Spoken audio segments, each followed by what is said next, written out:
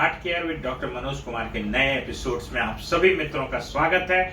और इस एपिसोड्स में एक हम खास चर्चा करेंगे और ये होगा देसी घी पे। गाय के देसी घी पे क्या एक मिथ है उसको हम लोग डिबंक करेंगे, क्योंकि लोगों में तमाम जानकारियां गलत सलत मिली हुई हैं। उनको लगता है कि देसी घी एक जहर है। तमाम हार्ट के पेशेंट्स देसी घी से बहुत परहेज करते हैं। इवन नॉर्मल लोग जो है उन्होंने देसी घी खाना छोड़ दिया है। तो क्या है इसकी सच्चाई, इस बात पे हम डिस्कशन करेंगे और जानेंगे कि देसी घी के फायदे और नुकसान। तो सबसे पहले जो देसी घी हम बोल रहे हैं वो ग्रास फेड काऊ घी की बात कर रहे हैं या गाय के घी की बात कर रहे हैं, और ये अनएडल्ट्रेटेड है, इसमें कोई मिक्सिंग नहीं है। मैं उन घी की बात नहीं कर रहा हूं जो कि पाम ऑयल से और उसको एसेंस डाल के बनाया जाता है और बाजार में कई नामों से उपलब्ध है। मैं जिस घी की बात कर रहा हूं वो ग्रास फेड काऊ घी की या गाय की शुद्ध देसी घी की बात कर रहा हूं। देखिए, हजारों सालों से ये देसी घी हमारे यहाँ इस्तेमाल हो रहा है। आप देखेंगे आयुर्वेद में भी देसी घी को बहुत अच्छा बताया गया, और तमाम आयुर्वेद की कई मेडिसिन हैं जो देसी घी में बनती हैं, और इसको लोग बरसों से, सदियों से इसका इस्तेमाल कर रहे हैं। इसका कोई हेल्थ हैजार्ड नहीं था, लेकिन सडनली क्या हुआ कि पिछले 30-40 साल के अंदर, मैं तो कहूँगा 20 साल के अंदर, ये पूरा चेंज आया। युवाओं में ये बातें कही गई कि भाई देसी घी जो है सैचुरेटेड फैट है और इससे हार्ट डिजीज होता है। बट मैं एक चीज आपको बहुत क्लियर इसकी केमिस्ट्री बताता हूँ कि देसी घी की जो बॉइलिंग पॉइंट होती है 250 या 250 डिग्री सेंटीग्रेड होती है, और ये बड़ा ही आइडियल एक कुकिंग मीडियम है हमारे इसके लिए। खास करके हिंदुस्तान में जो हमारे देश में जिस तरह का खाना पकता है उसके लिए देसी घी काफी उपयुक्त है, क्योंकि इसका जो स्मोकिंग पॉइंट है वो हाई है। दूसरी चीज कि कोलेस्ट्रॉल कंटेंट की आप बात करें तो एक टेबल स्पून में 32 से 33 मिलीग्राम कोलेस्ट्रॉल होता है, 7 से 8% सैचुरेटेड फैट होता है। तो ये धारणा जो लोगों ने बना ली है कि देसी घी एक जहर है, खास करके दिल की नसों में इससे चर्बी जम जाएगी, इस बात का मैं पूरी तरह से खंडन करता हूं।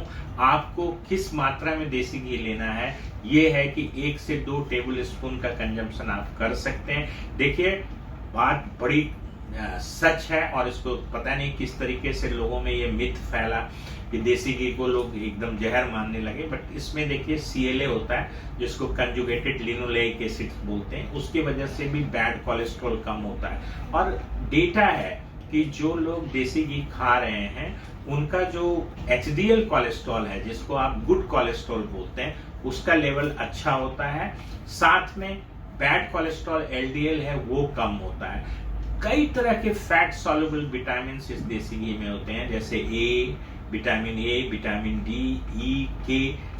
तो कैसे ये गलत हो सकता है देसी घी खाना? लेकिन आपको मैं एक चीज और बताऊं, एक जो नॉर्मल साइज का अंडा आप खाते हैं उसको अगर आप यॉक के साथ, पीले वाले हिस्से के साथ खाते हैं, तो उसमें कितना कोलेस्ट्रॉल होता है आपको पता है? 186 मिलीग्राम। तो आप इतना ज्यादा 2 अंडे खा लेते हैं, कई लोगों को पता नहीं। देखिए, अंडे से अगर आप यॉक निकाल देते हैं तो जो व्हाइट वाला पार्ट है वो तो प्रोटीन होता है, उसमें कोलेस्ट्रॉल की मात्रा बहुत ज्यादा नहीं होती है। बट अगर आप एक एग भी खाते हैं तो इसमें बहुत ज्यादा, कई गुना कोलेस्ट्रॉल हाई है अगर आप देसी घी में कंपेयर करें तो।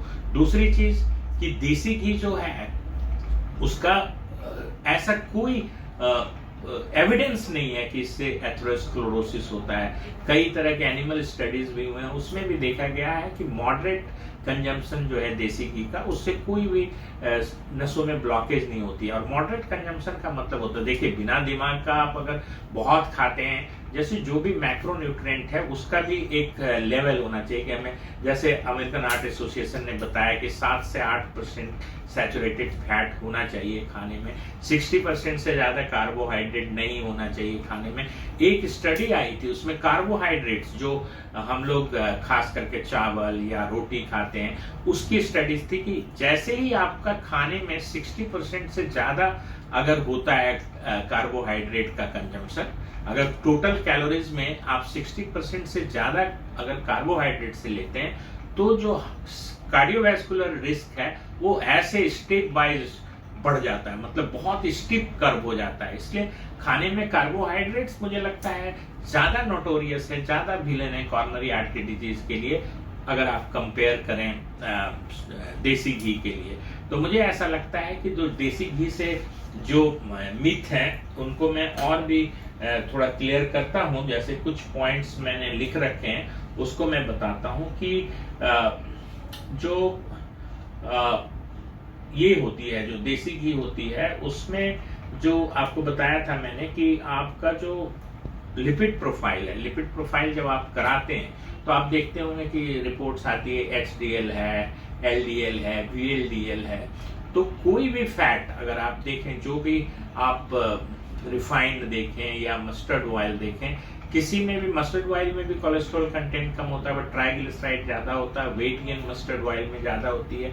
उसमें भी कुछ स्टडीज हैं जिसमें कुछ कंपोनेंट्स ऐसे होते हैं जिसकी वजह से वेट गेन ज्यादा होता है मस्टर्ड ऑयल में। तो मस्टर्ड ऑयल भी रिलेटिवली सेफ कुकिंग मीडिया है हमारे कंट्री के लिए, क्योंकि हाई टेम्परेचर पे हम लोग खाना बनाते हैं। तो मेरा कहना ये है कि अगर आपके दिमाग में ये बात बैठी हुई है कि देसी घी से बहुत ज्यादा नुकसान है, तो मैं आपको कहूंगा कि अगर आप मॉडरेट अमाउंट में कंज्यूम करते हैं देसी घी, तो आपको कोई परेशानी नहीं होने वाली है, ये आपको बेहतर करेगी।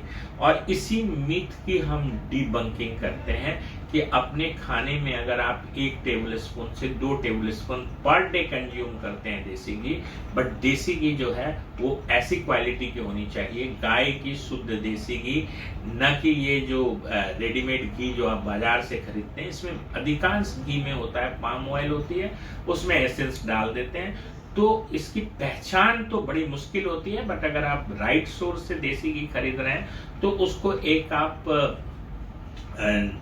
लिमिटेड अमाउंट में यूज कर सकते हैं। अब रही बात की जैसे जिनको ऑलरेडी कोलेस्ट्रॉल लेवल हाई है और आपको हार्ट डिजीज है, उन लोगों को भी आप घी दे सकते हैं देसी घी, उनको नुकसान नहीं करेगा।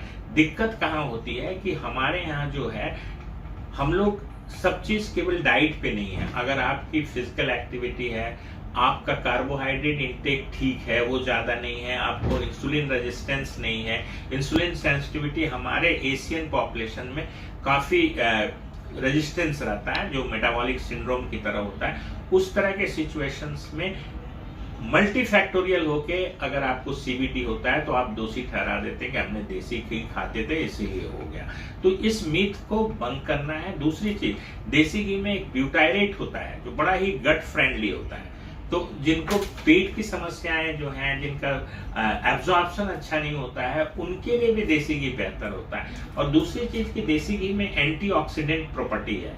आप इवन आप इसको देसी घी को हीट भी करते हैं तो फ्री रेडिकल्स नहीं होता है। तो ये बड़ा फायदा है कि इसको हम लोग इस्तेमाल कर सकते हैं। एक चीज और मैं बताऊंगा, बहुत सारे लोग होते हैं जो बताते हैं कि लैक्टोज इंटॉलरेंस होता है, हम जैसे दूध पीते हैं हमें डायरिया लग जाता है। तो देसी घी या जिसको क्लैरिफाइड बटर बोलते हैं, उसमें न तो लैक्टोज होता है न कैसीन होता है। इसलिए इवन जो पेशेंट्स या जो लोग अपने को लैक्टोज टॉलरेंस इंटॉलरेंस के कैटेगरी में रखते हैं, जिनको लैक्टोज इंटॉलरेंस डायग्नोज हुआ है, वो भी देसी घी खा सकते हैं। तो मेरे इस बार का एपिसोड का यही कहना मतलब था इसका, और मैं यही चीज आप लोगों को एक संदेश देना चाहता था कि जिस तरह से देसी घी को लोगों ने विलेन बना रखा है, देसी घी विलेन नहीं है। इसको अगर मॉडरेट अमाउंट में कंजम्पशन किया जाए तो इससे न तो कोलेस्ट्रॉल लेवल डिरेंज होगा और न तो कार्डियोवैस्कुलर डिजीज बढ़ने की संभावना बढ़ेगी।